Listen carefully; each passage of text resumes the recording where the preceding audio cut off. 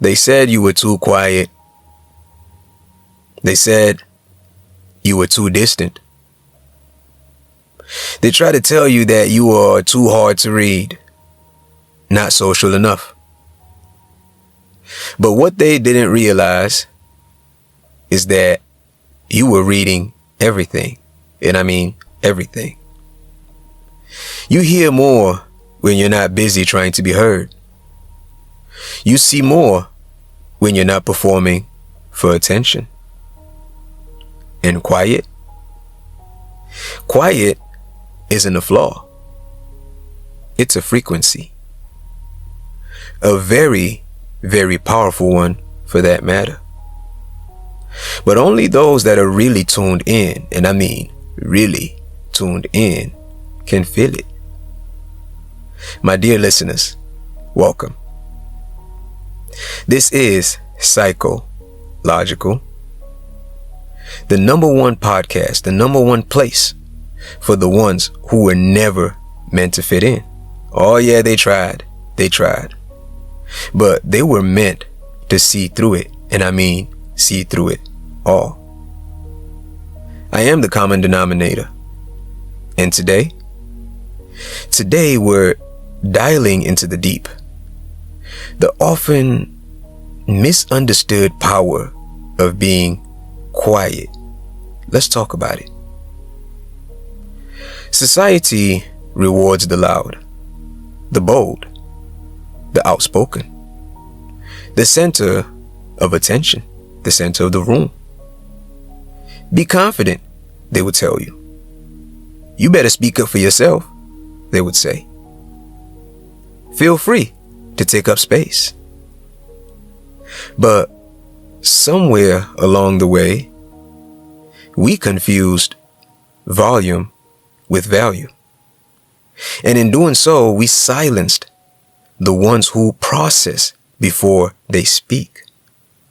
The ones who pick up signals others miss.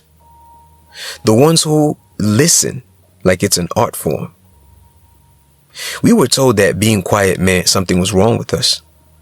That being shy, awkward, weird, withdrawn, antisocial meant we had a problem. But what if the truth is, in a world addicted to noise, silence becomes revolutionary? The quiet ones, they don't move fast, but they move precisely. They don't talk much, but when they do, it hits, it lands. Why? Because they've been watching, sensing, absorbing data no one else notices. They pick up on energy, tone shifts, micro expressions, unspoken tension. They fill rooms the way artists and musicians often fill keys. They analyze everything, and I mean everything, not because they're paranoid, but because they've built this internal radar. Quiet is not silence. Quiet is depth. Quiet is signal. Quiet is clarity. It's why the loudest voice in the room isn't always the most trustworthy, and why the one who says nothing might be the one who's seeing the most. You've probably heard it before. They'll probably tell you stuff like, "You're hard to read," or "I never really know what you're thinking, what you got going on in your mind.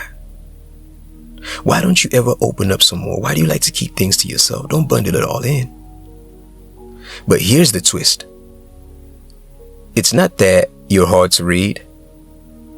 It's that they're scheming. They're scheming and skimming. You don't open up to people who only want access, not understanding. You don't speak just to fill the air. You speak when it matters. And that unnerves people who depend on constant validation. Here's what they miss. Quiet people feel deeply. They think critically. And they dream vividly. I mean in 3D. And when they move intentionally. You're not cold. You're calibrated. You're not boring. You're wired for substance. And if the world can't keep up with your quiet, that's not your job to fix. So here's how we're going to reframe it. You're not too quiet. You're tuned to a frequency most people can't hear. You don't need to be louder. You don't need to be more seen. You just need to stop apologizing for being precise, for being intentional, and so deeply aware.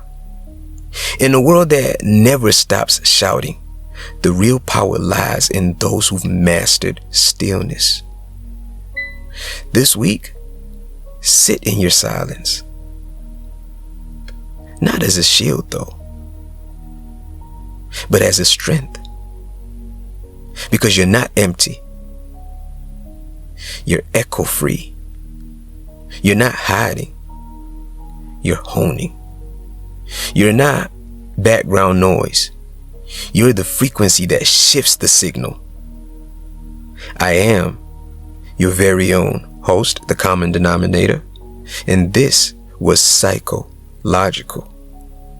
Next time we'll talk about what it really means to unplug and why sometimes you have to tune out to tune in.